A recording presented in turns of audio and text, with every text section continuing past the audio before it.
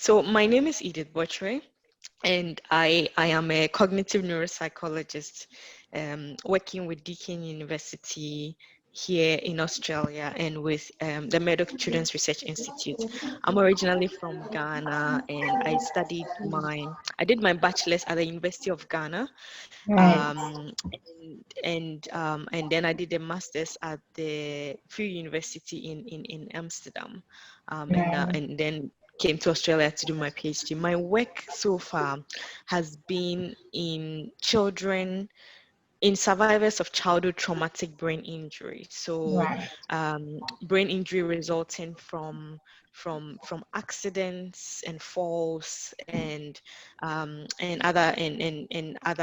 sports related injuries.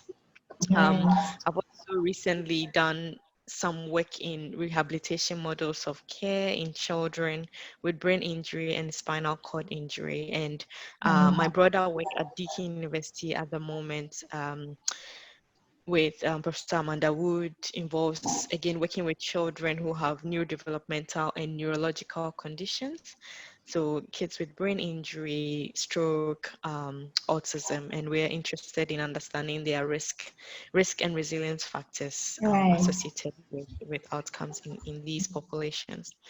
So thank you, Yvonne, for the invitation. I Thank really, you, Edith. yeah, I'm honored by the opportunity to share a bit of my knowledge about sleep in children with brain injury, but also sleep across the lifespan. And so, yeah, that's me. And it was interesting to find out that both Yvonne and I were mentored by Professor Mainte, who, Yeah. yeah, so that's Very a interesting. Very, pride very and to follow. interesting. I Yeah. think the other tie is interest in neuropsychology as well. I Uh-huh, mean, uh-huh. I have been inclined to neuro for a while now. So Mm-hmm. I think I joined in to write a paper on chronic kidney diseases, and basically Mm-hmm. we're looking at the neuropsychological bit of it, quality of life, Okay. and Yep. cognitive assessment. And so it's Mm-hmm. interesting. I think, I mean, there's a lot to talk about in the future in terms of There is. neuroscience and actually relaying neuroscience in a very lay perspective to the layman, and Yeah, I think yeah, that's the yeah. bedrock of scientific research, to make our evidence-based, findings very simple Yeah, to the lay yeah, person on the yeah, street, yeah, you know. yeah, yeah. That's a challenge that we Yeah, haven't we are yet to conquer. yeah, And I think yeah, opportunities to write things like magazine articles and all that provide that. But exactly, within our context as well, exactly, communications like this are so important exactly. for us Very, to very achieve that. important. Thank you, Edith. Yeah. Thank you. Okay, so I'm going to start with a presentation, and please feel free to jump in Right, and ask questions as I go. If right, maybe, I think it would be nice to do it that way so that right, you can roll out your questions as we go. right. Yes, so um, this is going to be the outline of my presentation. I'll start with talking about sleep in general and talk about what sleep is and what it's not, touch on some of the myths of sleep, about sleep. Then I'll talk about the neurophysiology of sleep and talk about the sleep problems in humans in general. Then Right, I'll focus on sleep problems in children, and then right, move on to talking about sleep problems in children and youth with traumatic brain injury.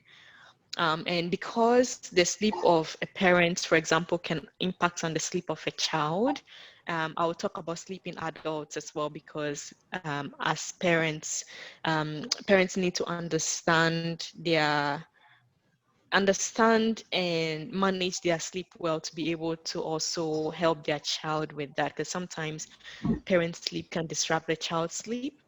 And then right. we'll touch briefly on the impact of COVID and then discuss some recommendations to help us improve Sure, and manage our sleep better. sure, sure. So what is sleep? Sleep can be defined as a naturally occurring state of mind and body, and it's characterized by an altered consciousness.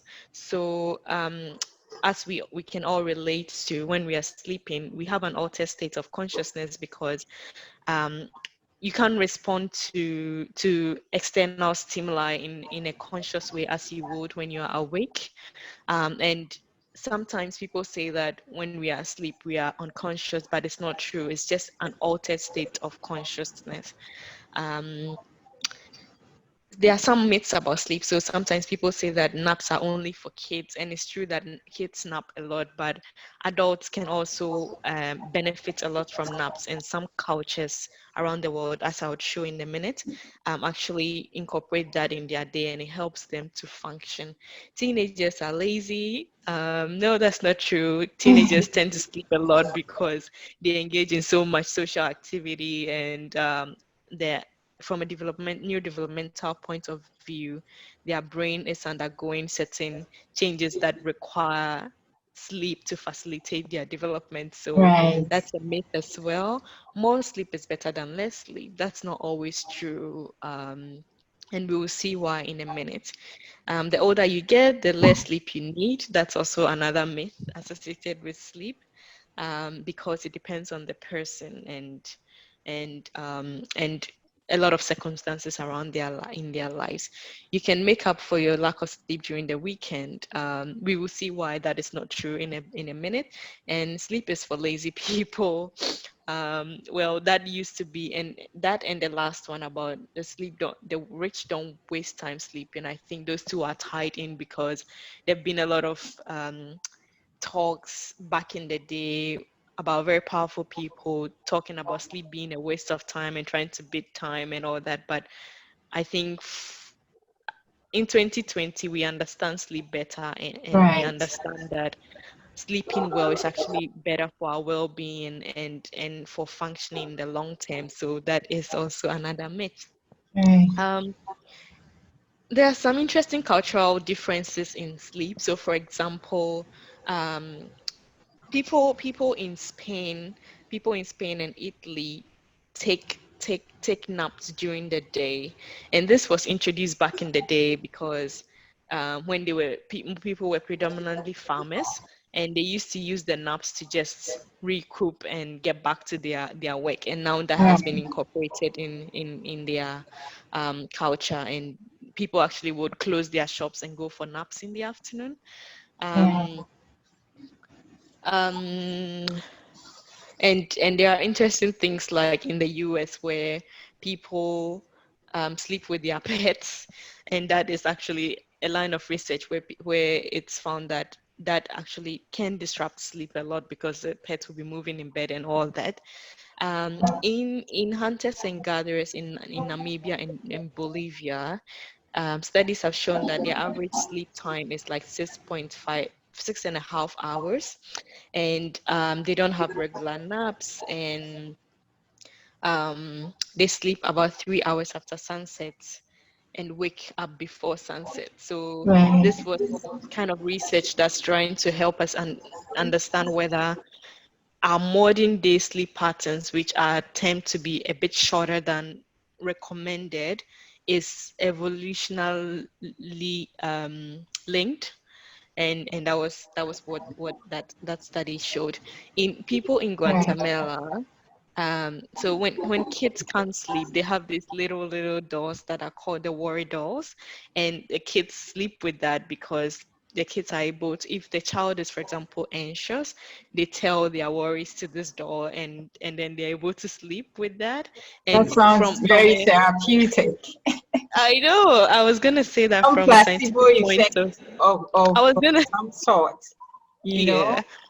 Yeah, like you can think of like something like CBT where you have to, um, so telling your worries to this door is Right. in a way, um, offloading whatever worry or anxiety that you have, and reconditioning your mind that everything is fine. So Right. anyway, apparently it works.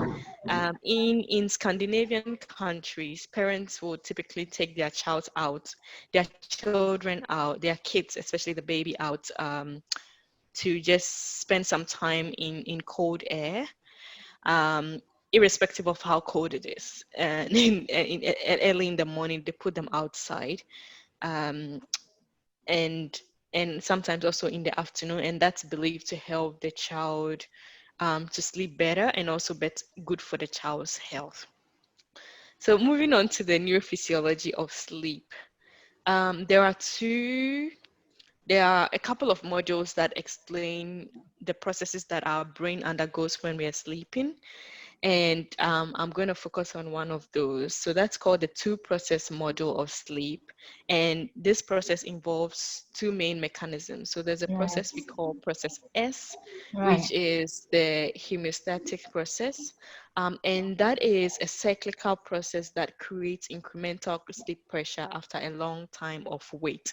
So you can Right. think of this as an hourglass. When we wake up, like it's morning in Australia at the moment. So as I've woken up right now, my hourglass is full, and as I go through the day, that my sleep pressure increases as I go through the day. So this is like the down part of the hourglass is like my level of activeness.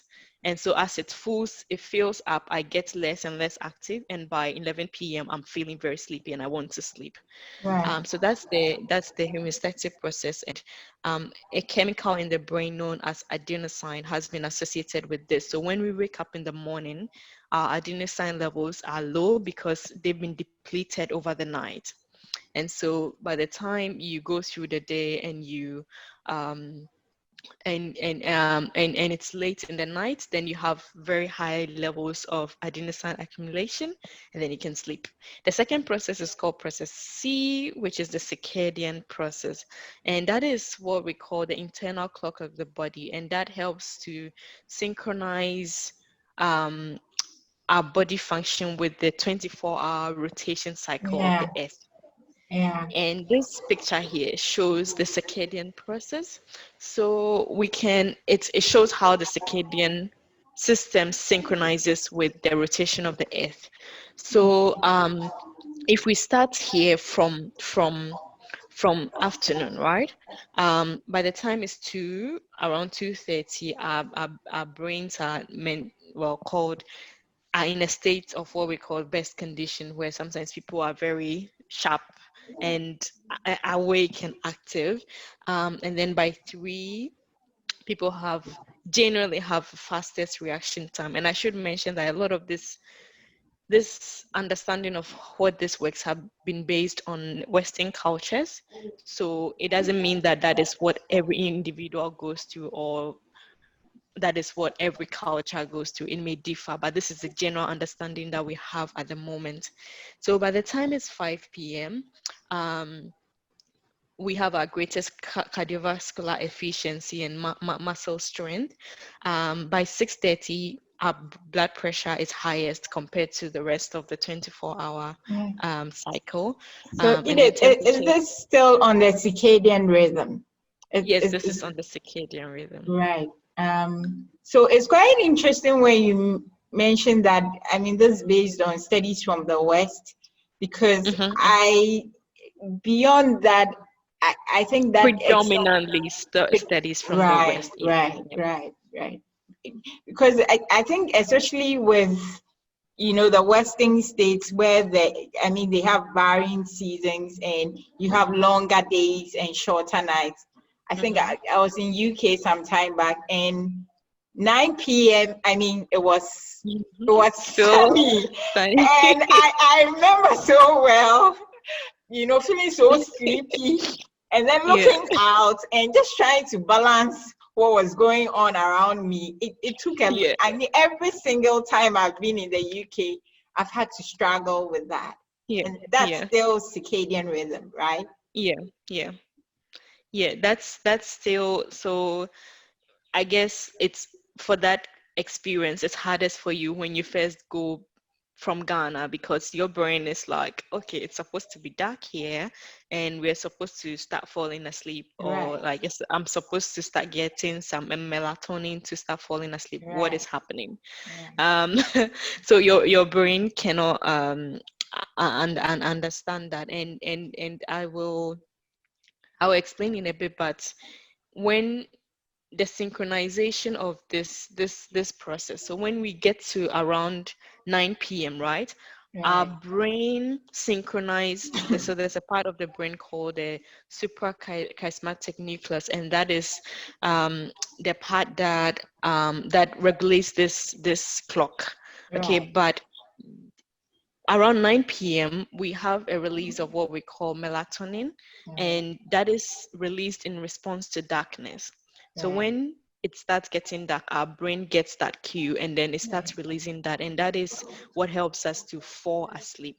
So there is adenosine, as I talked about Right. earlier, that's accumulating, and by 9 p.m., we start getting the melatonin release, and that um, helps us to fall asleep. So it's complex, but it's also a really beautiful Right. synchronicity of different brain chemicals working together to help this happen. Yeah. And that is why it's so important what we do right from when we wake up till we are ready for bed. Those all count to helping us fall asleep because of the complexity of the neurological processes involved in sleep. So in your context, when you go to the UK by 9 p.m., your brain is like, okay, I'm not getting the signal that I need. Right. And it just sometimes disrupts your, Right. well, not Right. sometimes, all the time, it All would the time. disrupt Every your, single yeah, time I've had to be in the UK is yeah, always a struggle. It's yeah, always a yeah. struggle. And then there's also like the jet lag phenomenon where your Right. brain is just struggling because of these two um, processes. But I'll explain that in the next slide. Right. So by midnight, it's important that by 9 p.m. we are winding down so that our brain can maximize what is happening here to be able to fall asleep. And then there's midnight, and we get our deepest sleep by 2 a.m. Right. Um, then we go Edith, through that sorry to process. interrupt. Are you sharing your slide? Yes. I can't see it. It's You just can't one see my slide slide? for the past. Yes, Um. it's the same slide. Oh, right. Right. Can you see my cursor? Yes. Yes, so I'm using the cursor to just explain. Oh, So I'm okay. here at 4:30, and then we wake up, of course. So that's how the circadian process synchronizes with our body. Right. Can you see the next slide? Nope. No? Yep. Okay, I will stop sharing and share again. Ah,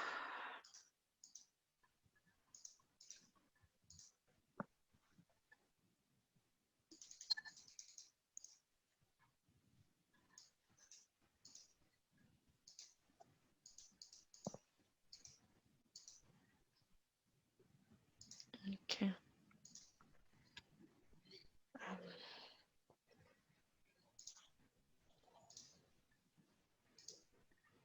Can you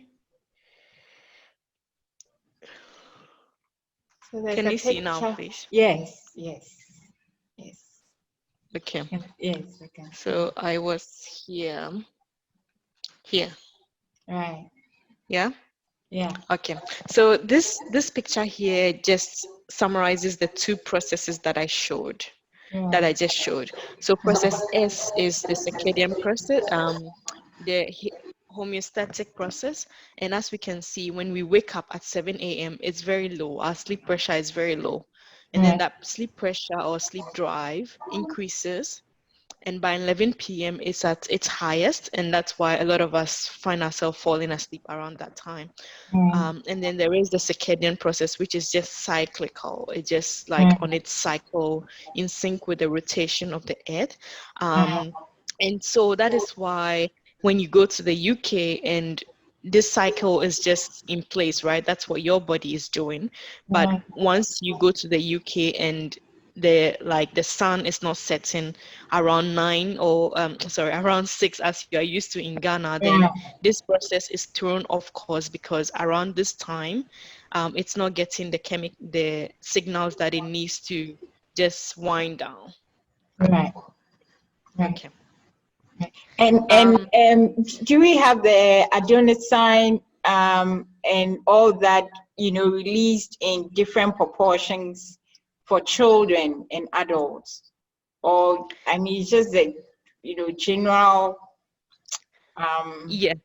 view of what So exists. it's a general view of what it is, and I think that the answer to your question comes down to individual differences. Right, So there will be average release across age groups, but I don't know about the specifics of how much more it is in children compared to adults, for right, example. But I know that individual differences exist, so that is right, something to keep in mind. Yeah. And sleep, as we know it, is not a one. So it's not an activity that's just like one sleep. It's divided into different stages. So we've got depending on which school of thought you refer to, we've got about 4 stages of sleep. And so we start sleeping, and the first stage is what we call light sleep, and that is when we are transitioning between sleep and wake. And we're feeling a bit drowsy and half awake. And then in about 20 minutes time, we transition into what we call a deeper phase of sleep, where our brain, when you see the EEG signal in response to this, we see that our brain waves slow down at this phase of sleep, and there is like our eye movement stops, and the chemicals that help to facilitate conscious activity in our brain are mostly blocked during this phase of sleep. Then we move into our deepest phase of sleep, and that is when it becomes very difficult to wake up. And this is also the phase of sleep where growth hormone is released, and we understand that growth hormone is very essential for various functions in our body. right, And this phase of sleep is also important for our overall health, and I will show in a minute. But this phase of sleep has also recently, I think since 2015, been associated with a process that helps our brain to cleanse itself, and that is what the system called the glymphatic system, which is just a process where the brain during sleep flashes in a lot of cerebrospinal fluid to remove any neurotoxic waste that is accumulated during the day. So it's right, important to allow ourselves enough time to have that. Then we move into REM sleep, and that is a sleep phase of sleep where we experience a lot of dreams during this phase of sleep. Dreams can happen sometimes in other phases of sleep, but they are predominantly happening during REM sleep. And our brain activity during this REM sleep is very low in amplitude and very fast. There sometimes people have fast eye movements, so their eyeballs roll. And this phase of sleep has been found to be very important for revitalization and memory, learning, and mental health in the long right, term. Um, it's important to note that our body, our brain, goes through this cycle every 90 minutes, 90 to 120 minutes. So that's why it's important that we allow enough time to sleep, because our brain needs to go through a couple of cycles of this, and the proportion of sleep you get for each differs. And depending on your age and a couple of factors, you need certain proportions of each phase of sleep. And right. that's why the general sleep recommendations, like sleeping 7 hours or 8 hours, is linked to this to allow for enough time. Right. So I'm Um, just curious, at which phase would we have sleep paralysis? it's usually in the REM sleep. So when we are, Right. yeah, when we are dreaming. So during that time, usually the um actually no, because during REM sleep sometimes we people can move during the REM sleep. Um, can I check that and get back to you on Right. that? That's Yeah, fine. yeah. Because I'm That's fine. confused between whether that's like here and there. So I can get back to you Yeah, on that. yeah. But I mean, I think the rationale behind that question is that, and Mm-hmm. I'm glad you talked about this because Mm-hmm. in Ghana, I found that for, a lot more people, Mm-hmm. I mean, have spiritual attributions to that phase of sleep. And I'm thinking To that REM if we sleep. could appreciate, the Mm-hmm. processes of sleep, then, Mm-hmm. there would be no spiritual attributions. If someone is Mm-hmm. experiencing sleep paralysis, I mean, we would definitely understand what it is.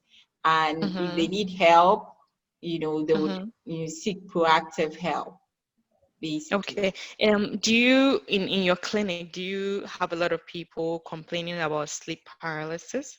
Just a few of them, and it comes with very interesting conditions. Sometimes depression. Mm-hmm. I mean, largely for me, Mm-hmm. I've had a lot more people with clinical depression, Mm-hmm. actually saying that they experience sleep paralysis at certain points of sleep. And Of sleep. the interesting thing is that they can remember that phase of sleep, and for me, that's very, significant, I must say. Mm-hmm. And so that's why I'm Mm-hmm. asking that question. Because if they can really put, some form of timing to it, then I'm thinking that, well, probably they wouldn't be at the rapid eye movement phase, or Yeah. probably So it's individual based as well. yeah, it could be individual based. So I just did a quick check, and it's actually so sleep when we are in REM sleep, and we are having the dreams, right? Sometimes people can move, but usually you're paralyzed and you're like in that dream state. But sleep paralysis within REM sleep phase is considered to be normal. Right. But when it happens outside the REM phase, then it's considered not to be normal.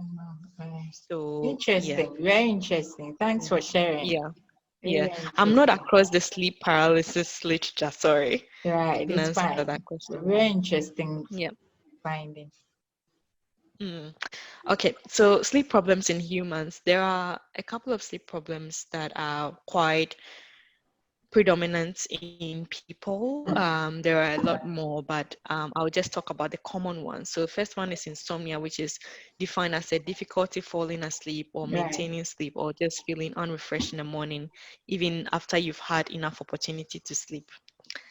It is characterized by short sleep duration and fragmented sleep, which is like just waking up several times in the middle of the night or just feeling very restless in the Right. night. In typically developing children, it's reported in about 30 to 40%, and it's reported in about 30% of adults. Children with brain injury have got a higher prevalence of insomnia, so it's about 50%.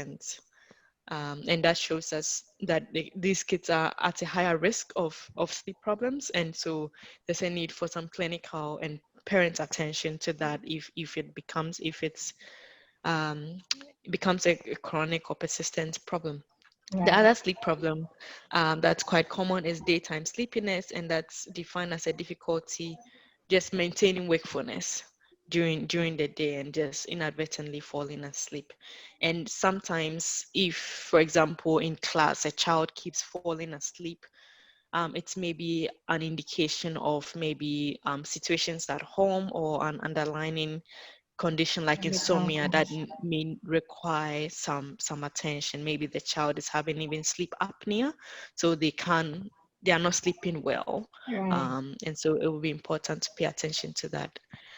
Then there is sleep apnea, which I just mentioned, and that is when someone experiences um, shortage of breath during sleep, so they stop breathing. And it's a dangerous condition, not just because it disrupts a person's sleep and makes them still feel very grunky even after having enough sleep by its definition of like the duration of sleep that a person gets. But it's also sometimes an indication of an underlying medical problem.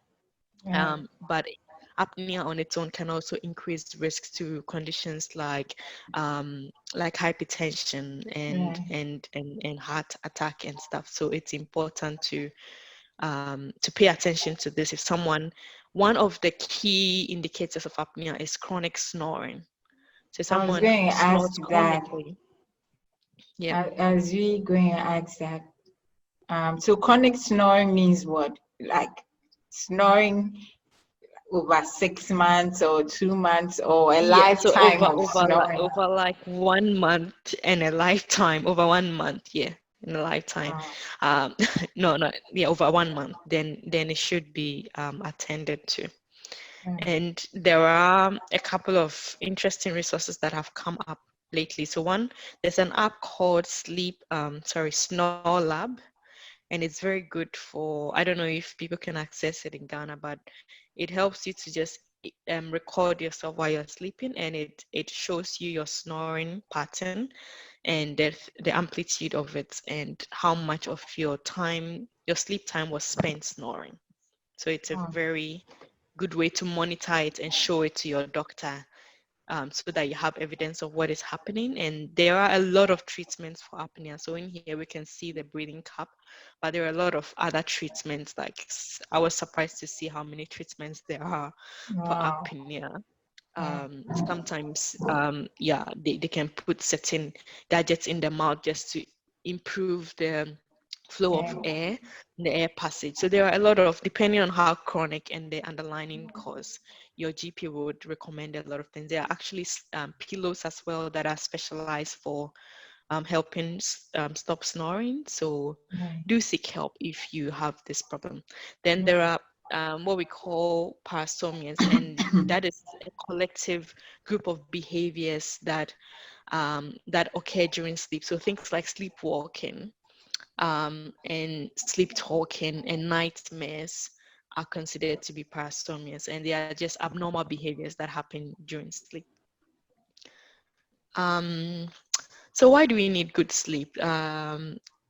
We know that from research, we know so far that sleep is important for learning and development. And I think that we can all relate to this when we were in school. When we didn't get enough sleep, then we can't concentrate when we go to Right. library and we're just sleepy. So there are a lot of studies showing how important sleep is for learning. So Mm. people generally who have enough sleep in the night are able to recall things better, or people who like learn something and take a nap show better recall of that the content that they learned compared to people who didn't. Sleep is important for mental health and functional well-being, as I showed in the slide before. Right. And we saw the phase of sleep that was important for that. It's also important for growth, and especially in the case of kids, and it's important for body and brain restoration. We know how tired we feel when we haven't had enough sleep the nights before. And what I mentioned before, the lymphatic system, sleep, especially the deep phase of sleep, has been found to help our brain cleanse itself of neurotoxic waste, so that that waste does not accumulate for too long to lead to something like what we call neurofibrillary tangles or tau that lead to um, Alzheimer's disease or dementia, because it is the accumulation of those wastes that lead to those problems. And so These that are tells us long-term that effects, right? It is. long-term effects, very Yeah. long-term effects. So it tells us that Yeah. poor sleep over a long duration can increase it doesn't mean that we will end up getting Alzheimer's or dementia, but it increases the risk. And we do know that these conditions have a high genetic risk associated with them. So if maybe in your family there is a risk of maybe someone getting dementia and you know that, um, then then perhaps prolonged poor sleep can also further increase your risk of getting that. And there are also things like exercise and diet which all contribute. So it's complex, but it's just a risk factor. Right. Um, Right. yeah. Right. So you asked a question about sleep duration, and this slide summarizes and I hope answers that question. So it shows us, again, a lot of this data is collected based on mostly Western populations, and these are general sleep recommendations from the National Sleep Foundation. And so it shows us that the amount of sleep we the amount of sleep we take and also need decreases across the lifespan. So, but I should mention that there are individual differences here, and that is always more important than the general. Um, if somebody is not having enough sleep and it's affecting them physiologically, then definitely this should be directed towards following recommendations, right? But if the person is functioning okay and they don't feel like there's something wrong with them, and objectively you can't find anything, then there's not much to stress about because there are individual differences. Right. But in general, younger children, so children who are newborns, 0 to 3 months, are getting about 14 to 17 hours of sleep, and that reduces to about 10 hours by the time they are in preschool, so 3 to 5 year olds. And then we see school age children needing about 9 to 11 hours of sleep, and our teens here also taking about 8 to 10 hours of sleep. And generally in adults, so young adults, older adults, 7 to 9 hours is recommended. But again, there are general individual differences. Um, Sleep in children. So what are some of the factors that can affect sleep in effects of sleep in children? So if a child is not sleeping well, the obvious symptom we usually see is daytime sleepiness, and then there's also increased accidental injuries. So sometimes children are hurting themselves so often, and it's probably because the child is just tired and needs to sleep, or they're just really grunky. Um, there's poor growth as well. So sometimes because the growth hormone release is associated with phase two of sleep, then it's that input is not, it's not, the brain is not getting that input as much as it could to facilitate the child's growth. There's Right. also behavior and learning problems, sometimes associated with sleep, and then there are long-term sleep problems that the child short-term sleep problems can become long-term sleep problems if they are not taken care of. Definitely. There are also mood and mental health problems. So the child may have anxiety or be depressed or just be very irritable. And I think irritability is one of the main things you see. And Right. so if a child is irritable for too long, then there's something, yeah, it's important to pay attention to sleep in addition to other things. As we know, children are complex. So Right. um, and yeah, reduce quality of life. So the child is not going to have enough energy to play with their friends or engage in other activities that they would have otherwise enjoyed. Um, so what are some factors that affect sleep in children? We have things like sleep hygiene, and this is a term that is used to collectively explain the conditions you create around sleep. So things like the temperature in the room, the noise level around in that environment, the space where the child is sleeping. Is it conducive enough for sleep? Lighting as well. We know that bright light in the night can disrupt sleep. So what are the lighting conditions in the room? Is it relaxing enough to help the child fall asleep? Co-sleeping. So I guess in our context, this is something that happens a lot. So child and parent sleeping, co-sleeping can really disrupt a child's sleep, and activity before bedtime. So whether the child is like playing a lot and watching television can also delay how well they are able to, how soon they are able to fall asleep. And that's because things like screens or iPads emit blue Yeah. light, and that Yeah. interferes with, Yeah. with the release of melatonin, and that's why that's important.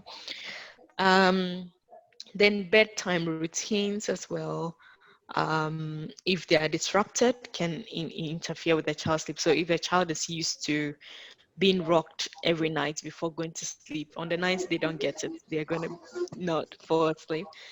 School start times is one big one. So if a child has to wake up by 5 a.m. to get through traffic to get to school on time, then that alone is a big system issue. which can is impacting children's sleep.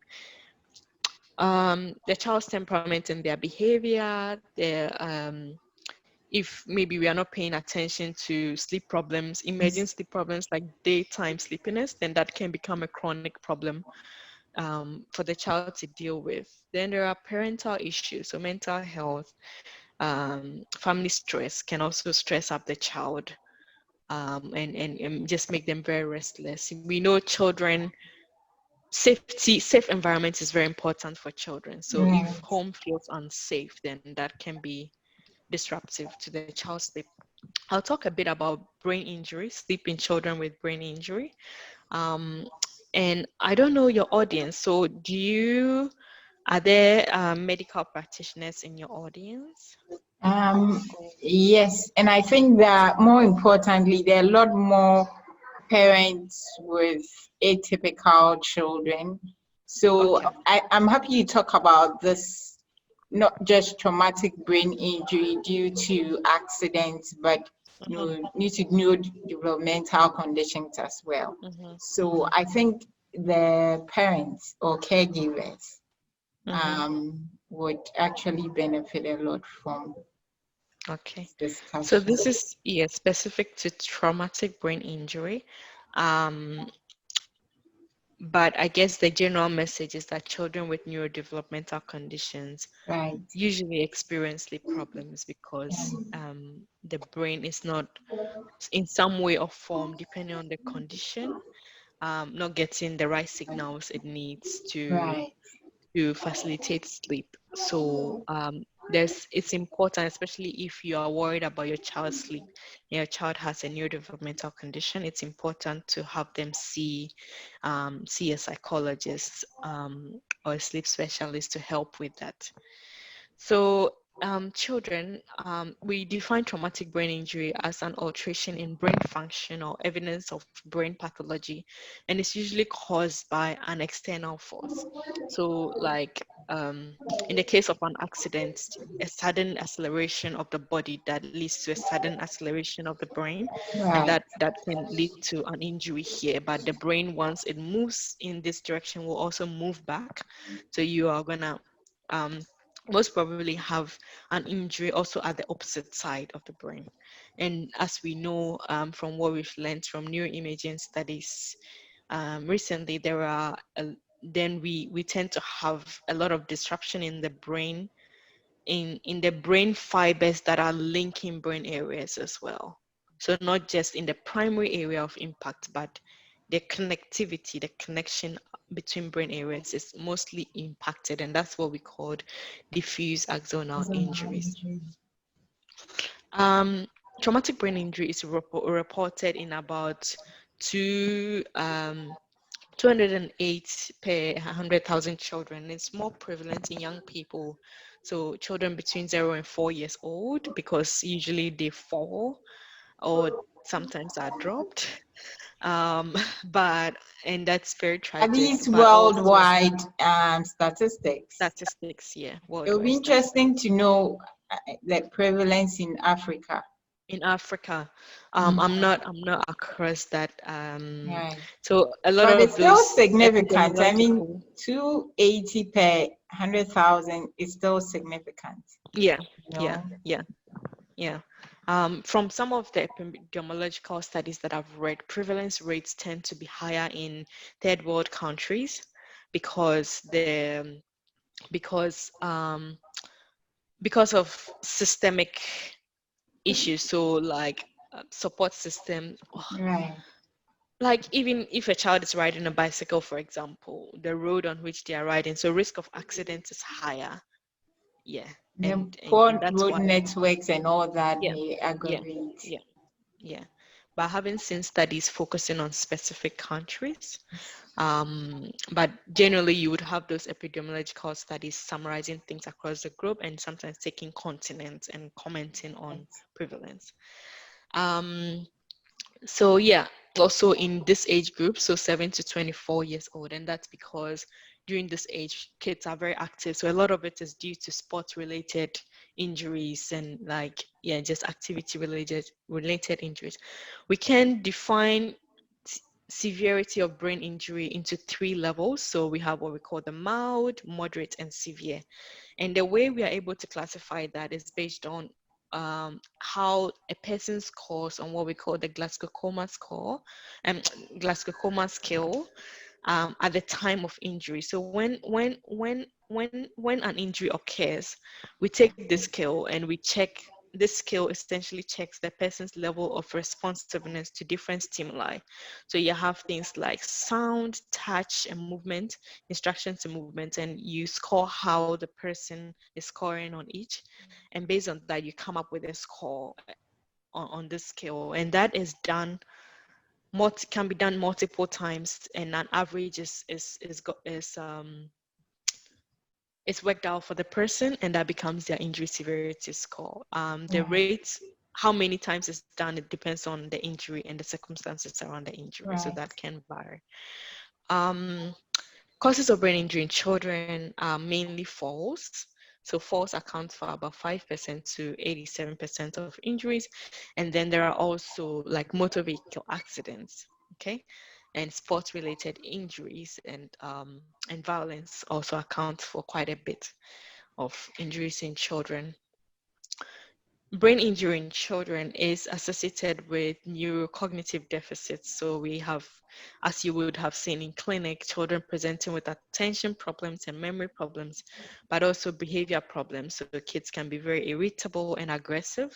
And that's sometimes because they are just frustrated and finding it quite hard to express how they feel and the adjustments they have to undergo after the brain injury. And so when the environment is not so supportive to understand and appreciate the struggle, it can become more frustrating for the child, because it's interesting because in if a child sustains an injury on their body or in their arm and the arm is broken, that's a visible injury. We can see that.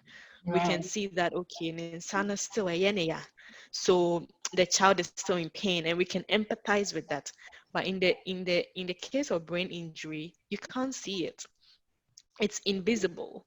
And so the child will go to hospital. If they do get taken to hospital, maybe like the child has fallen and they do get taken to hospital, or sometimes we don't at all. We're like, are you okay? Home And the child care, says, we I'm try to okay. do some so share Yeah. hot water, Yeah, nso you know. hyɛ mete yɛ me ya Yeah. wote ne yɛ ɛpae still okay, take some paracetamol, are you okay, then fine. Right. But sometimes maybe the child has sustained an injury, right?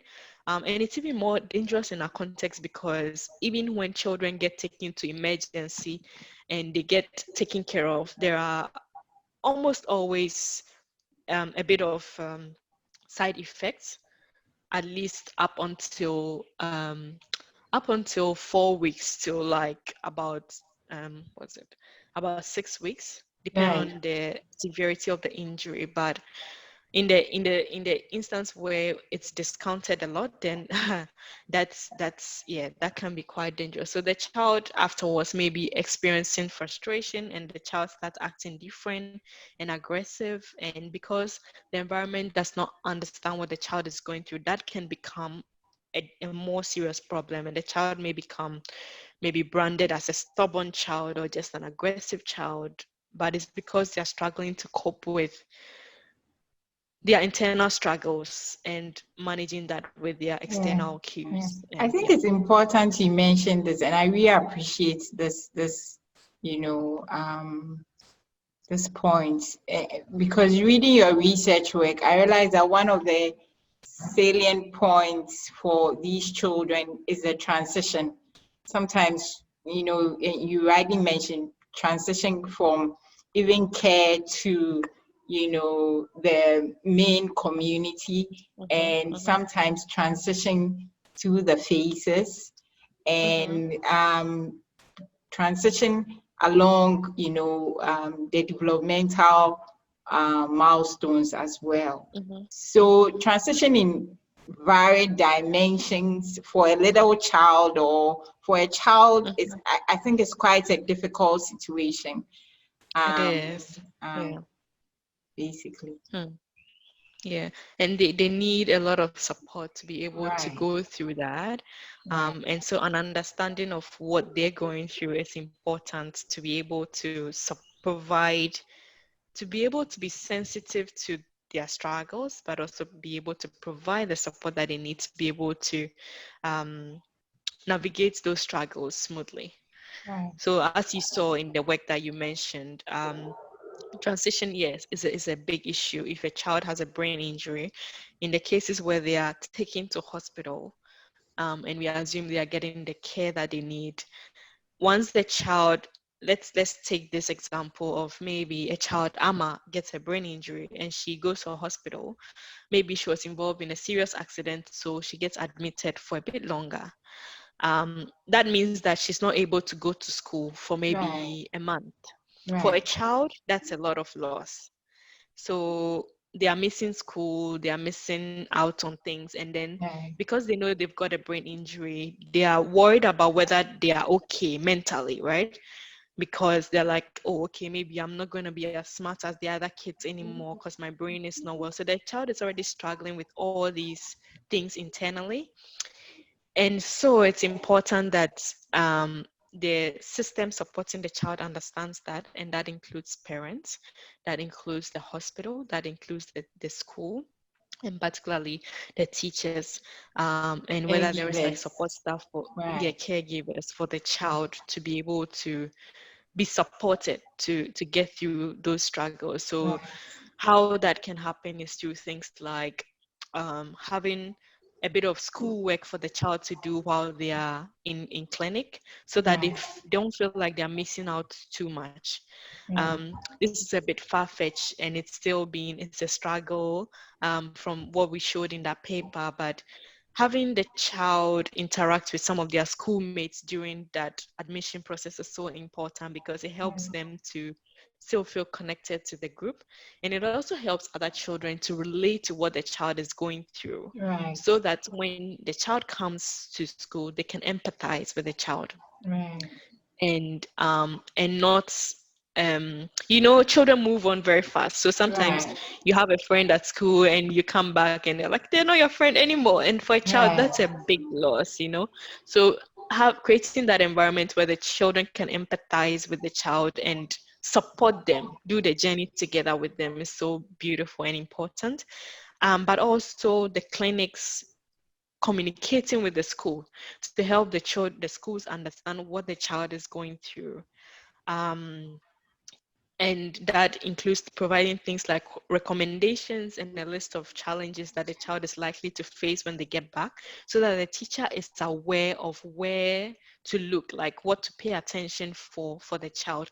One of the big things we showed in that study is that teachers and schools don't have an understanding of brain injury, and so when the child gets back, it's just normal pace, go with the rest of the class. And Right. for a child with brain Right. injury, class size can even become unbearable Right. because Right. following a brain injury, their senses are so heightened sometimes.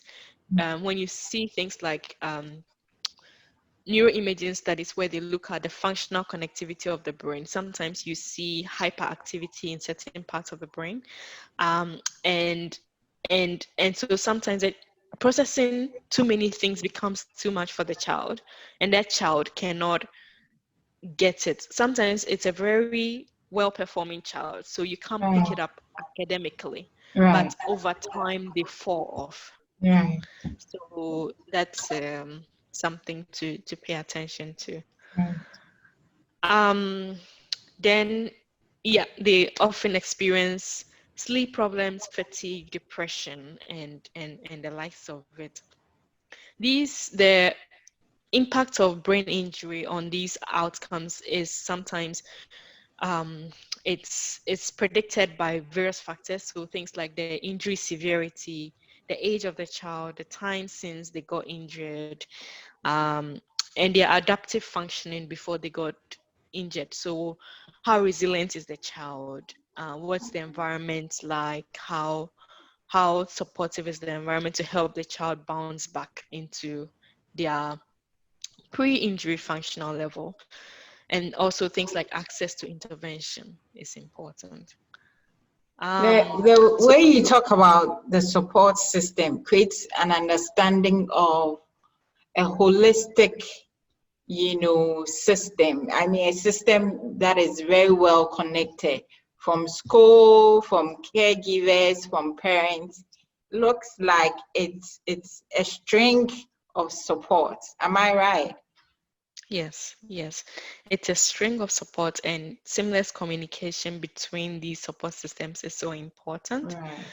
And from the study that you read, so in that study we had um, 4 services in Australia, and we had services in from the UK and Canada and New Zealand. And one of the main things we found is that the communication between these systems that support. So even though in these countries, as we know, they're advanced countries, the systems are there. So there's a school idea of a school support that is needed. There's the idea that there needs to be someone coordinating care. School, Right. there's the idea that parents need to be supported, but Right. there isn't much coordination between them. So the support systems exist in isolation. And because of poor coordination, like we're not getting as much out of them to support the children as we would have if that coordination is there. And I guess in our context in Ghana, it comes down to even having those systems in place in the first Right. in the first instance, Right. because I know how hospitals are in Ghana. You hardly have someone teaching the child while they're in bed. There's Exactly. barely time to attend to the rest of the kids in the ward. Exactly. So we have a long way to go. Yeah, Right. yeah. Right. Um, so we did a systematic review in 2018 where we showed that common sleep problems in children with brain injury are insomnia and daytime sleepiness. So about 50% of kids experience this problem. Then factors that predict this are things like brain, the injury severity, the sex of the child, the age, and then we also have we found bidirectional relationships between insomnia, so these sleep problems, and things like pain, anxiety, depression, and fatigue. So it's important to note this because from a clinical perspective, if a child has presents with depression, right? Sleep disturbances are one of the symptoms of depression. So it's very common to find that physicians or clinicians focus on depression and maybe administer drugs for depression without looking at sleep sometimes. Also, when someone has a more chronic condition, sleep is like the last thing on a doctor's mind Right. to look at. But sometimes maybe looking at that could also help improve the care that we're providing for the person, because maybe the medication is not working because the person is not getting that holistic care approach. So I think that's one thing campaign that's been going on a lot in the Western world, trying to get physicians on board to understand the importance of sleep in holistic well-being. And so yeah, I'd like to mention that as well. So yes, based on this systematic review, I think clinician and parent attention is needed in children with brain injury so that we can pick up problems early and get the kids the help that they need. Is Um, there, it is quickly, is there a reason why professional caregivers tend to miss out on sleep? I figured that we have this normalization, thinking about sleep, such that even when there are behavioral problems, sleep is still the last resource. yes, yeah, yeah. What is really feeding into that? Yeah, so I think it's a complex situation because Right, it comes down to how sleep has been perceived historically. We right, started this presentation by talking about the myths around sleep, right? right, So if you think of the typical training of a medical doctor, for example, it's a very strenuous training, and a lot of the time sleep is not really something that they get a lot, Right. and they get by with it. So from a training perspective, it's not something that is ingrained. But also there, so one of my colleagues here did a very interesting study where she looked at how much of sleep modules are involved, incorporated in medical training programs, Right. and it was shockingly low. That was she did a study in Australia. So it comes down to the training time, how much, whether that is actually part of the module, and that again goes back to how medicine used to perceive sleep Right. as, so back in the day, a lot of the sleep research was just about curiosity of why people need to sleep. Right. And it's recently that research on the importance of sleep for functional well-being and health and all that is evolving, and we are still in that evolutionary phase of Right. that. So I think it's not doctors' fault that they don't think about it. It's just something that we have been conditioned not to pay that much attention Right. to, Right. because we all do it and it's just a Right. normal part of life. And Right. um yeah, but it's good that now we are understanding how actually this thing that we all do every day is Right. important for our well-being. Right. And I think doctors are catching up on that conversation. Right. Yeah. Okay. Um, so just moving on a bit later. So based on this systematic review looked at sleep from childhood to adolescence, and that was what we gathered. But in my PhD study, I was interested in whether people who have sustained brain injury in childhood also experience sleep problems by young adulthood, because there are indications of long-term problems in, like, we know that immediately post-injury and after the first few years, up to like 5 years, there are chronic cognitive problems and some behavior problems. But Right. what my group here in Australia realized is that when these young people transition into adulthood, they experience a lot of depression, and you start seeing those psychosocial problems coming up, so poor quality of life, and they kind of, you can see the differences. So what I talked about, how when a child gets back to school, if they're a good performing child, you don't really see the difference in terms of academic performance until a while, because they experience the social cues in the environment and it changes them over time. So what we've realized is that in young adulthood, those differences become more visible, where they tend to struggle more compared to their age peers. So there's a lot of literature showing that people who sustain brain injury in childhood often can't sustain jobs for a while, because they because it's just hard for them to process what is required for the job to be done. So in my study, for example, I talked to some parents who 20 years following their child's injury, they are still having to, there was this mom, when I sent her the study information statement, she took it and she broke it down into bullet points so that her child can follow, because she understands his functional challenge. So imagine if you're in an environment where your boss does not understand that you actually struggle with the training content because it's too complex for you to Right. get Process. how they are presenting Right. it, then you will struggle. Then you can't keep that job. Not because you can't do it, you can't do it, but you just need a bit of modification to your functional level to be able to do it.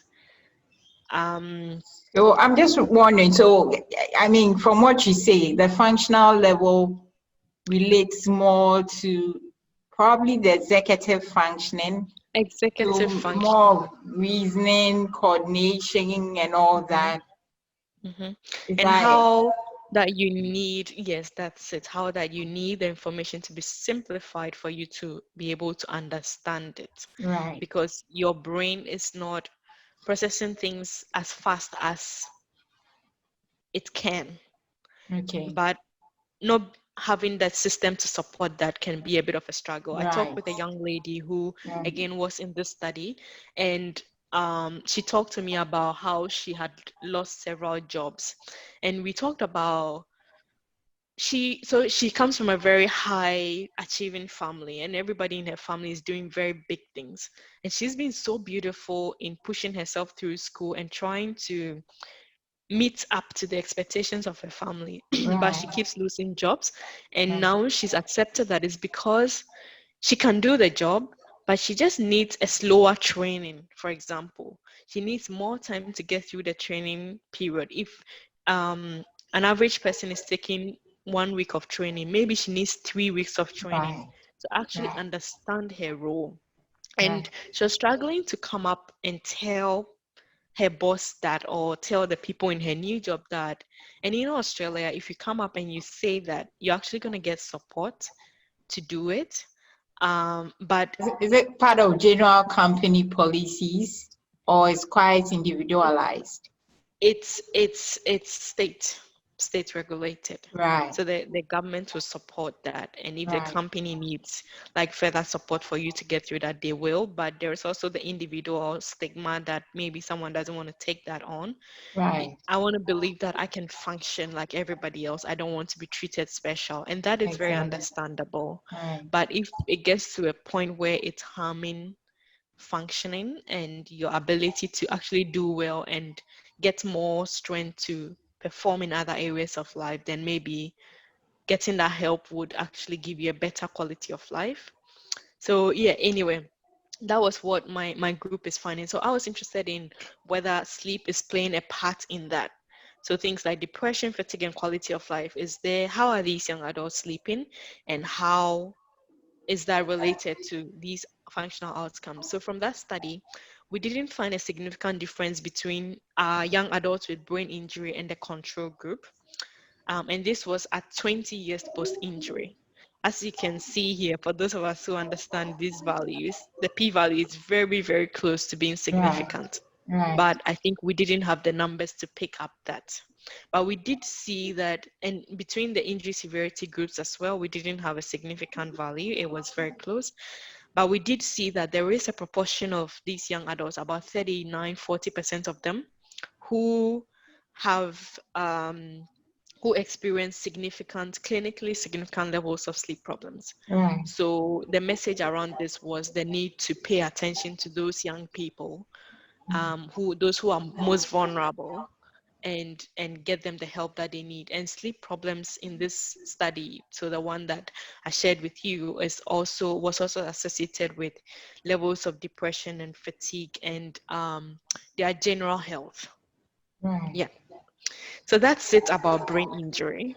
Um, I don't know how you must be feeling sleepy by now. I'm a night rider, so Oh, okay. I Let's thrive ride in on the on this night. one. Okay. That's interesting. Um, Yeah. so I'm going to move on to talk about sleep in adults because, as I said Right. before, um, parent sleep is important so that Right. once you've got your sleep fixed, you can help your child to also Sleep um, properly. you can appreciate it better because you understand it, and you also be at a good functional level, because sometimes if you are just tired and irritable as a parent, then you can't be present for a child as much as you can Exactly. be. Exactly. And this is when sometimes things slide off, where maybe the child is struggling with something but we can't pick it up because maybe we are too stressed to appreciate or to pay attention to what the child is going through. So effects of poor sleep in children, we have again, so in adults we have daytime sleepiness. So we go to work and maybe we're just tired and falling asleep. um, accidental injuries, so how much of things like road accidents is associated with sleep problems, and long-term sleep problems as well. So having daytime sleepiness and insomnia and not taking care of that can lead to long-term sleep problems. And then we've got things like mood and mental health problems. So things like depression and anxiety, parents can experience that if they experience prolonged levels of sleep problems, prolonged durations of sleep problems that are not attended to. And like I said before, it becomes difficult to regulate your emotions, and we become irritable, and we get angry at every Right. little thing with our Right. spouse, but also with the children and at Right. work. Physical problems, so obesity and cardiovascular conditions, for example, have a strong link with sleep problems. And then workplace productivity. So we become less productive because maybe we are tired and sleepy, and reduce quality of life. We hardly have enough time to, not time, but energy to be there for social activities. But even when we are there, are we fully immersed in the experience? And are we enjoying the experience? And then longevity, that one is a bit of a controversial one, so I'll skip it for Right. now. Right. But mainly what I talked about, REM sleep being associated with mental health and overall well-being. A lot of the research around longevity is focusing on that. So factors impacting sleep in adults, things like work and social responsibility. So in Ghana, for example, we our schedules can be very stressful because we are working the whole week, staying in traffic for long hours, and then on the Yeah. weekends we have social activities on the Saturday. So we've got our weddings and our funerals and everything happening. And then on Sunday, we've got church, which goes for maybe the whole day for some Very. people, depending on the level of responsibility, and driving back home. And then back in Monday. So sometimes it's good to give ourselves a bit of a break, and be kind to ourselves and admit that if maybe we can't make it to certain events, it's okay, and we love those people and we want to be there for them, but we can't be there for them in the future if we are not looking out after ourselves. Yeah, um certainly. yeah, so Yeah, things we, like late social behaviors as well. So Ghana, I get quite upset with the telcos because they do free night calls, which is like, okay, from someone has to stay 12. up to save money. Yes, and it's so, I get it from a business point of view, but it's so Right. detrimental for health as well. Yeah. Yeah. Um, so that's something. Then Yeah. alcohol consumption as well. Alcohol disrupts sleep. So a lot of studies have shown reduction in REM sleep proportion, for example, after people drink alcohol, and a lot of disruption in their deep sleep. So yeah, so alcohol may help someone to fall asleep because they are drowsy, but it ruins the sleep. Lack of routine. So from the circadian clock that I showed, routine, our body just needs that routine, otherwise it gets thrown into a confused state, and it can hardly cope. Stressful life situations, we just can't avoid them, they happen all the time. And I guess for that, finding ways to manage them and trying to be kind to ourselves and accept Right. things that we can't control, just accepting can be very Right. helpful. And I guess for those of us who have faith, just trusting that it's going to be fine Right. will be helpful to help us sleep, because there are certain Right. things that we just can't control and we have to accept Exactly. them. Then there are illnesses, so chronic illnesses that interfere with adult sleep, and some medications as well. So just thought to mention these two studies that looked at, so this first study over here looked at sleep duration and its association with cardiovascular risk in adults in Ghana. So they Wow. involved rural and urban adults in rural and urban areas in Ghana who were between 18 to 70 years old. And what they showed was that about 72% of the sample had good to excellent sleep. So that's good. That was based on the people's own rating of how well they think they're sleeping. And their sleep efficiency was like 91, which is stellar, because sleep efficiency higher than 80 is considered to be healthy. So on average, the people who were represented in this study, who were just 268 people, seemed to be sleeping very well.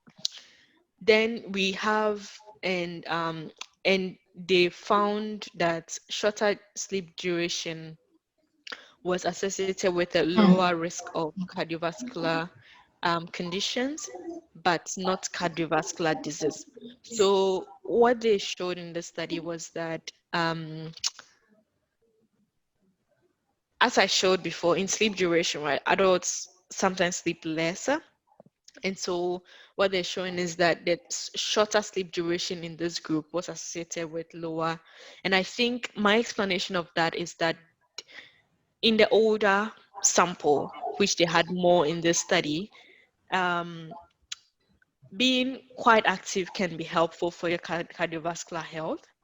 And Right. so that is probably what that stance explains, because it's quite controversial as well, because in most Western studies the risk is the other way around, but it is like this when the people are older. Yeah, so there may be an age interaction effect there. Higher total sleep. So having more than 9 hours of sleep was associated with higher cardiovascular risk, and I think that is has to do with the activity level, as I mentioned. And I guess things like diets and all that will play into it, but those were not Exactly. considered in the study, so I can't comment on that. And so just thinking about this study, I think things like the people's educational level. So this study had people with low educational level. So just keeping that in mind, the level of stress may not be the same. Um, and yeah, and I'm just also wondering, did they define sleep? In that study, did they define sleep?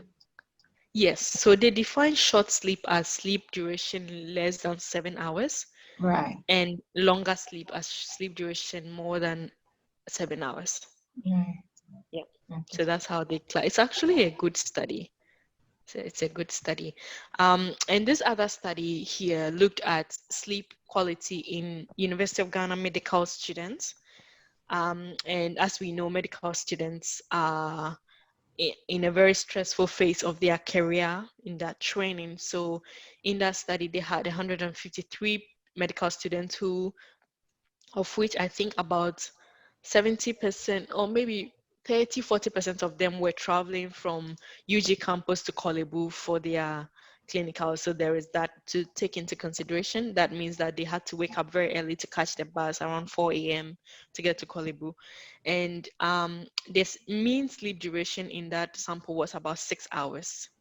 So that's very less compared to how much they should be getting for their age group. Right. The sleep problems they experienced included daytime sleepiness, so about 79%, 80% of them were sleepy during the day. They also had a lot of fragmented sleep and poor sleep quality. So they were, yeah, about 56% of them said they had poor sleep quality. Some experienced nightmares, delayed sleep onset. So usually, yes, we expected to fall asleep within 15 minutes of getting to bed. So having to stay up to 1 hour before falling asleep is actually not good if it goes on for more than 2 weeks. Sleep talking, snoring, and other sleep problems. Poor sleep quality in that study was associated with morning tiredness, daytime sleepiness, and poor academic performance in that study.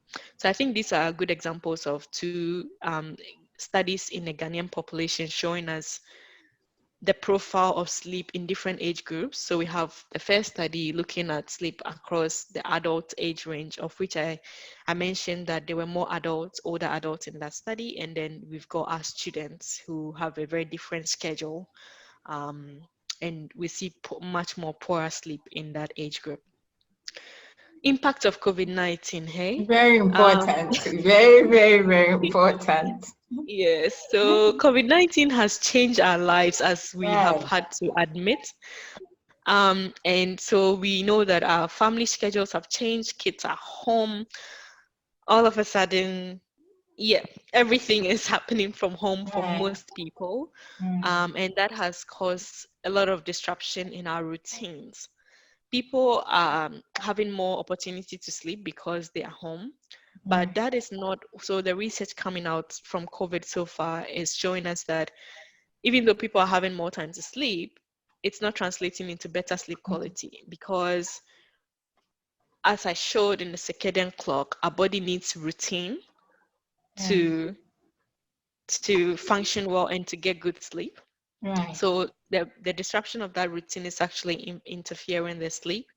And also there are also like things like behaviors that we've had to adopt during COVID, and just the stress associated with the whole COVID The situation, environmental anxieties, stress, anxiety, financial phobias. stress. Yeah, yeah, right. So that has caused quite some disruption, and we are seeing the effect in sleep studies. So two studies that come to mind. One looked at relationship between sleep and suicidal ideation in people during COVID, and they found that people who are vulnerable to mental health problems during COVID are more at risk to suicidal thoughts, and that relationship is really mediated by sleep, how well they are sleeping. Wow, So that's I guess, interesting. Very, very yeah, interesting. yeah, it's a very interesting study. I think I have it later in the slides, but I didn't show it here just for the want of time. But it shows us that for clinicians, the clinicians among us, if and I'm not a clinician, but you are, Yvonne. If someone is, you know, your patients who have mental health issues, and if they are presenting with sleep problems, then it's probably something to take care of, because especially during now with all the financial stress that we've, not financial, but the stress associated with COVID, and I anticipate it would linger on for a bit. Right, Just taking care of those things that flag danger would be helpful to helping preserve lives. right, Yeah. right, So I put this reference here. So this lady Bebe here, who is a brilliant sleep scientist here in Australia, put together some together with a team of researchers around the world, put together some recommendations for how people can cope through COVID. So how people can manage their sleep patterns, but also if they're experiencing specific kind of sleep problems, how they can monitor that. So for example, if they want to go to bed or wake up earlier than they actually are. So those recommendations are there on GitHub. I was going to present those separately here, but I decided to incorporate them in the general recommendations. right, right, So we'll touch on that in a bit. So how can we prioritize a child's sleep during COVID, but also in general, right? It's important to set up a regular bedtime routine. So things like bath, story time, and a quiet chat or something, whatever the child enjoys, something relaxing. And keeping that regular is more important even than the activity, because it's the regularity of it that helps to build their and maintain their sleep behavior. yeah. Having Even regular sleep in the quickly, just this point, I want to ask if it will be important to model it out. What do you think? Because sometimes you said that sleeping, I mean, I'm asking this question because we also talked about how adults, sleep patterns may affect children as well. Mhm, And mhm. so in setting regular sleep and wake times, would it be important to model it out as well? Yes, that's a very, very good point. So as we know that kids usually go to bed earlier than parents, right? Right. So maybe just like taking a bath, the child takes a bath and you take a bath as well, and go like, okay, it's time for us to sleep, and then you help the child to get into bed, and then you and your spouse can spend the rest of the time together. But that modeling process, you don't necessarily have to fall asleep when the child does, but doing the activity together with the child would help with the child to understand and appreciate the process. Right. um yeah. Because most often we like to instruct them to sleep while we do all the other things and spend time on Yes. the screen. My kids Yeah. would say, you're on the screen, you're asking us to sleep. Go and sleep. That's good. They're fighting back. Yeah, So I think yeah. modeling will So be very important in yeah, this guide. yeah, modeling. So even if you're going to work, just getting through that bedtime routine with them and putting them to sleep and then doing that is just like showing them your appreciation of the process, and of course Right. also keeping your nighttime activities to a limit, so not doing it every day. So there Right. should be days when they actually see that mommy is sleeping on time. Right. Yeah. um yeah, so having regular sleep and wake times is so important. um Rest before bedtime, so teenagers for example would like to read or listen to music, those are safe options. Being on the iPad is not recommended because of the Right. blue lights that I talked about. Food and drinking habits, from the circadian rhythm thing that I showed, the time we eat is very important because it all adds up to when certain vital components of the circadian process kick in to help us fall asleep and maintain good sleep. So eating on time, but also at a regular time. And having a conducive sleep environment is important for the child. So quiet environment, low lights, yeah, things like that. Regular and comfortable room, like comfortable space. I know that not all of us can afford a room for every child, but having a space that can be honored as a sleep space where it's it's treated with respect, but also in a nice way, in whatever level we can provide, Right. is important for the child. Um, Regular sleep time, I've talked about that already. Exercise, play, and movement. So keeping that regular, and not maybe letting the child play too actively too close to bed. And I know that can be hard to manage Right. for children, but just Right. helping the child to appreciate the routine and also want to take control of it themselves. Right. I have a friend who just she's had a 1 year old, and she's like, she knows when to go to bed. She knows when she eats. She's like, her sleep time is not disrupted. 7 o'clock, she's gone. If anyone wants to do whatever, she's gone by 7. So I'm like, you're the luckiest mom I tell you. to have a 1.5 year old who doesn't have tolerance beyond 7. She's like, gone. I'm gone, and she's waking up by 4. And so yeah, it's nice when children can self-regulate like that. Right. It's helpful. Regular sleep, what was so naps are good for children, but sometimes napping more than 30 minutes can disrupt their night's sleep. So keeping that to the minimum is helpful, but again, individual differences, so pay attention to what your child needs and Right. what helps them. If they nap and it's disrupting their night sleep, then you know it's not worth it. But if they nap and they can still sleep, then that's how much sleep they need, and just let them Yeah. have it. Yeah. um Safe home environment, I know that the factors that affect this are much bigger than we can discuss on this here. But safe home environment helps children to have a restful mind to sleep. And then, yeah, if your child is having any emerging or persistent sleep problems that you're bothered about and you think it's affecting the child's function, then it's important to talk to your doctor. Edith, And I mean, while what's the importance of aeration or ventilation in sleep? that is a really, really good point. Yeah. Ventilation is important because as we know, our brain needs oxygen, right, to function. And so having a well ventilated space to sleep is very important, so that we don't end up with things like snoring where the person is struggling to have like proper breath. So yeah, it also helps the brain to relax and function normally without much hiccup. So yeah, ventilation is important, and there are recommended room temperatures that help the body to sleep better. Yeah. So not too Right. hot, not too cold is what I would say. Right. Yeah. So just regulating the room temperature to where your body feels comfortable, um, Right. is good. So while we are at the process of fixing our children's sleep, how can we also prioritize our sleep?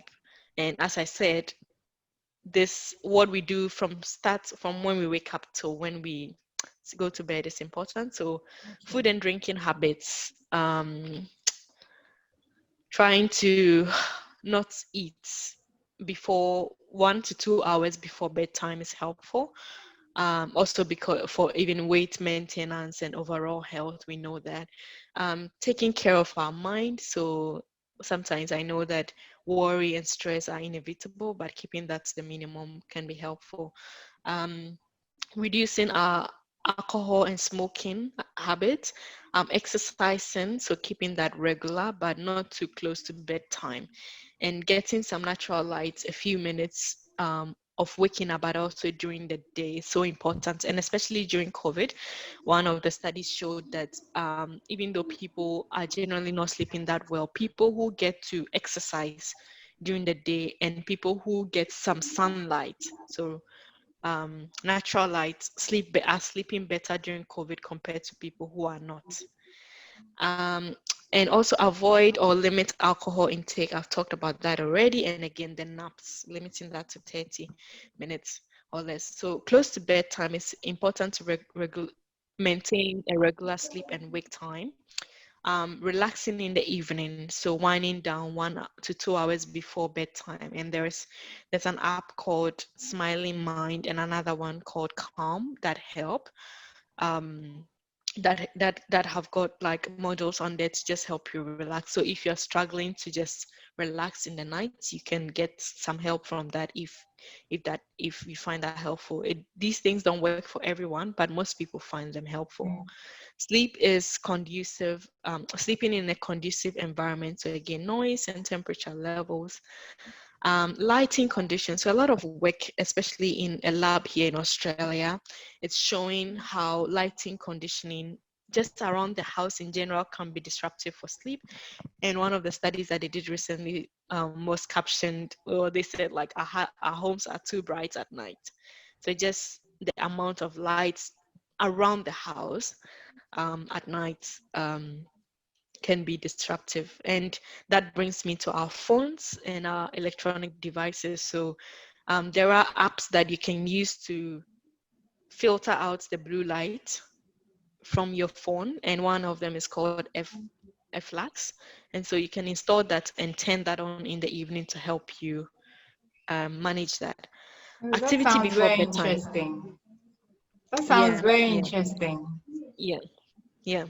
So either like I would usually just reduce the brightness on my phone to like 0 in the night, but you can also use apps like that to actually flash out the light. Um, and activity before bedtime.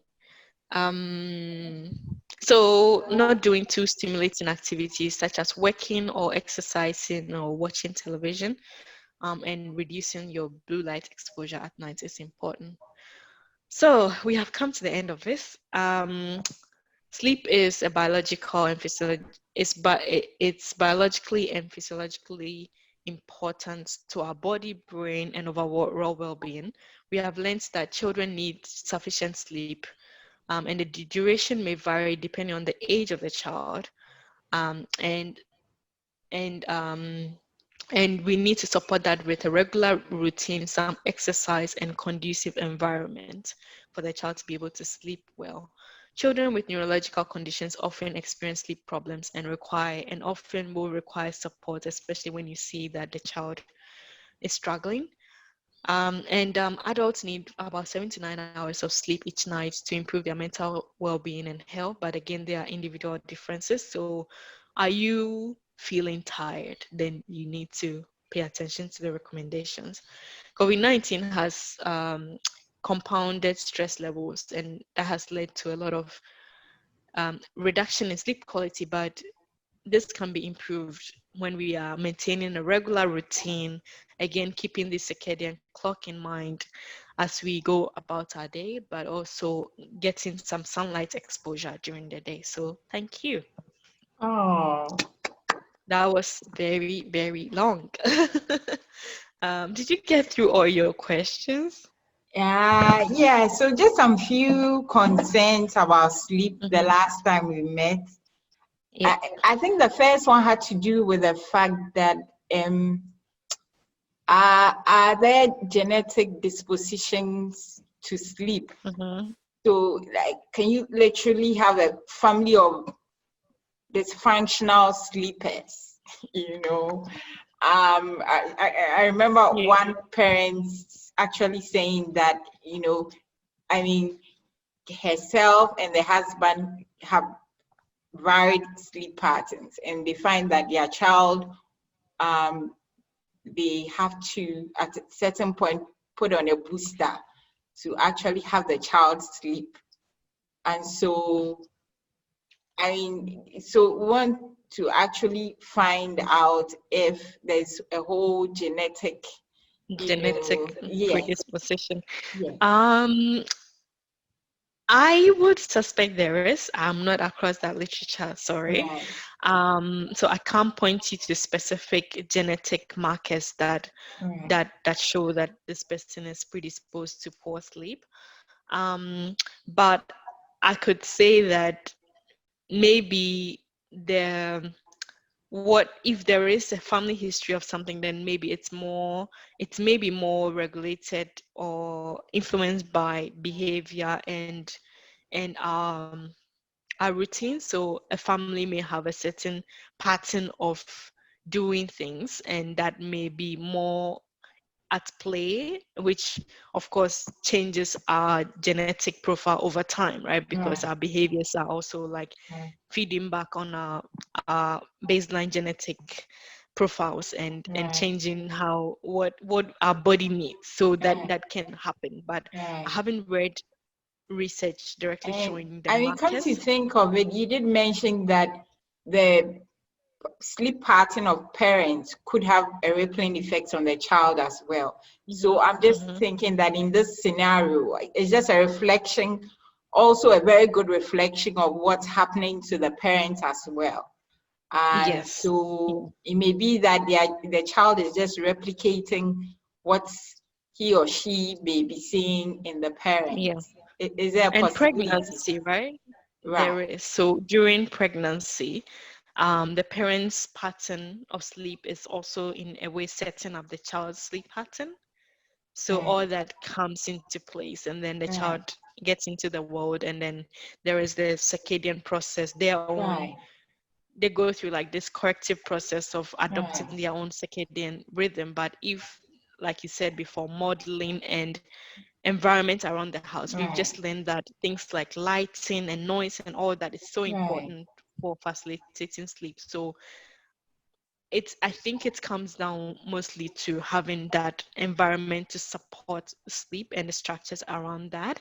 And then by some children's sleep pattern change across the age range, but at right, some point it stabilizes by age 8.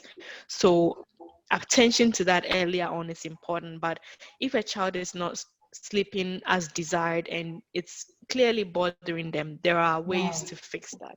There are right. systematic ways to fix that. So Okay. things like CBTI and um, other like restricted sleep therapy and all that can be used to help to improve that. Edith, can you touch lightly on quality and quantity of sleep for a child?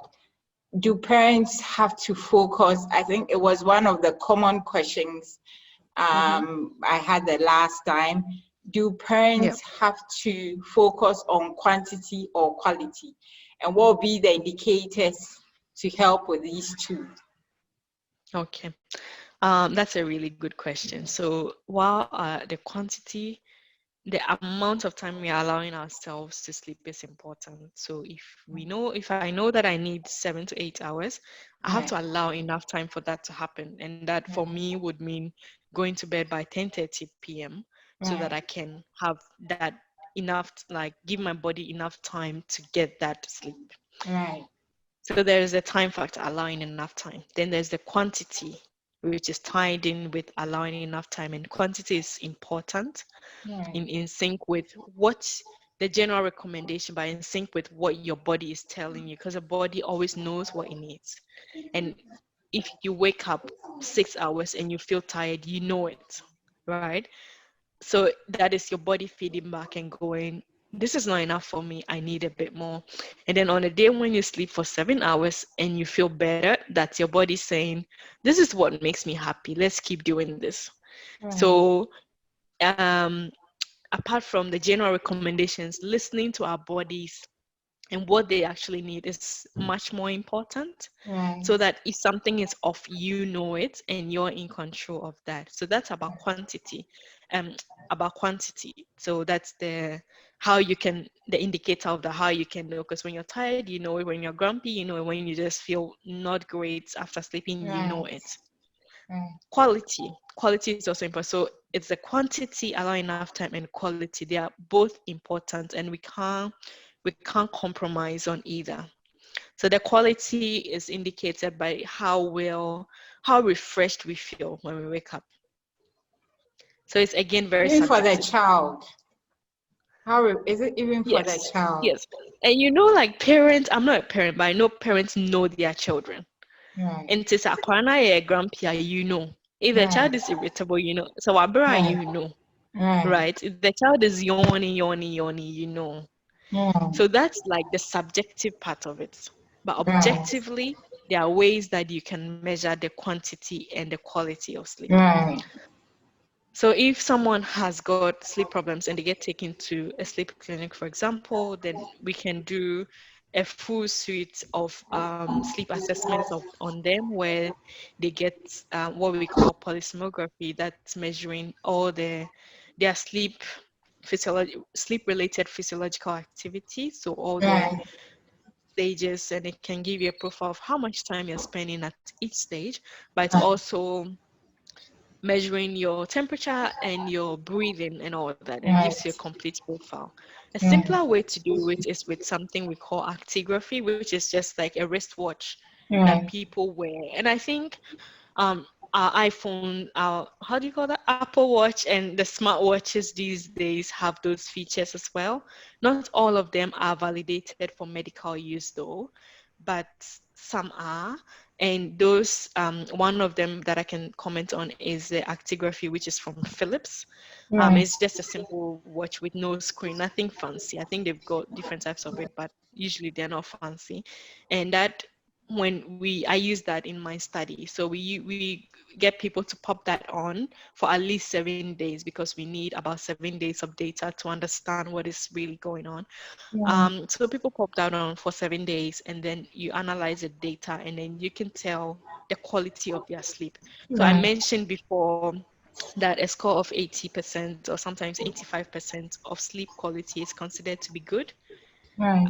That is how it's quantified objectively, and that sleep quality is, you can work that out as well, is the ratio of total time you spent in bed divided by how much time you actually slept during that time.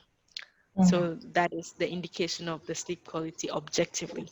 But what's interesting in sleep field is that even though we have all these sophisticated ways of measuring sleep quality and sleep, diagnosis of sleep problem is predominantly subjective. Right. So someone can go to a clinic and get an objective assessment of sleep, and it will show that they have a sleep problem. But if the person says, I feel fine, I don't feel like I'm tired, like I sleep 6 hours and that's me, you And cannot they diagnose them. function properly. There's no disruption in Yeah, their functional abilities. yeah, Then it's fine. Is that what you're yeah. saying? Then yes, yes. So as long as the person is not reporting any subjective problems, you Right. can't diagnose them, Right. of unless there is cause to be worried of an underlying cognitive problem Right. that makes you question their judgment of what is actually going on with them. Gone. Right. Yeah, Right. Right. yeah. Is there anything like Did night that answer your riders? question? Oh, beautifully, you have. Okay. In a very succinct way, and I love it. But I Okay. also wanted to find out from you if there's anything like night riders for children. Huh. Um, that's a very From tricky a very question. experiential view, I mean, Experiential view. yeah. Um, Do you think there's I would anything like say that that? is still very much behaviorally controlled.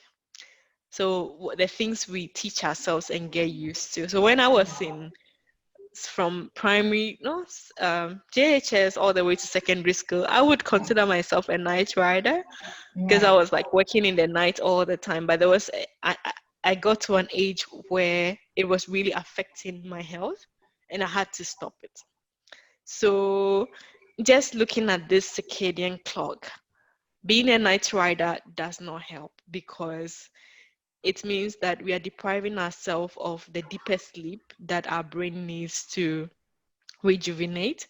A friend of mine told me that his dad, I don't know if this is general in Asante culture, but his dad believes that you should not stay awake beyond 12 o'clock because that is when the body needs, that's when the body gets its best. So that this is like in local folk stories, right?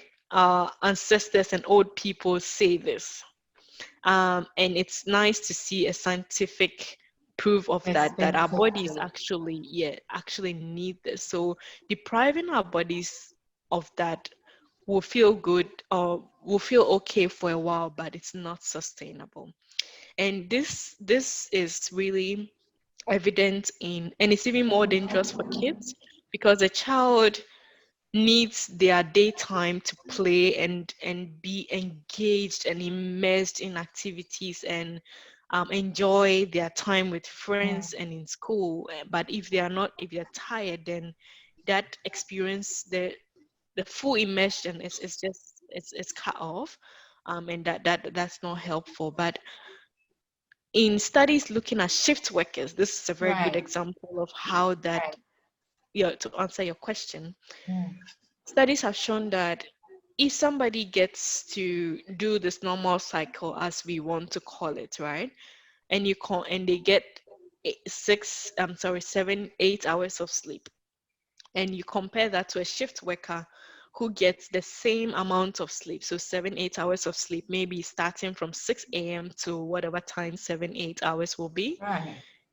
their sleep quality is not the same, and their health level over time is not the same. Right. Yeah. Right. Yeah.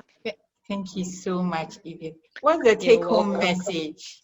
What's the take-home message, Edith? Well, the take-home message from this presentation is that sleep is important. We have not, over time, we have not given sleep as much attention as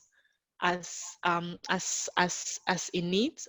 Our modern lifestyles are a lot more stressful than things used to Right. be back in the day, and so it has become even more important that we pay attention to the things that increase our stress levels and impact our health, Mm. of which sleep is a very important one. And the benefits we reap from sleep is not just in the long term in terms of good health, but immediately we get rewarded because we can work better, we enjoy our experiences more. So Mm. let's jump into that and let's reap those benefits, not just for ourselves but also for our family and children.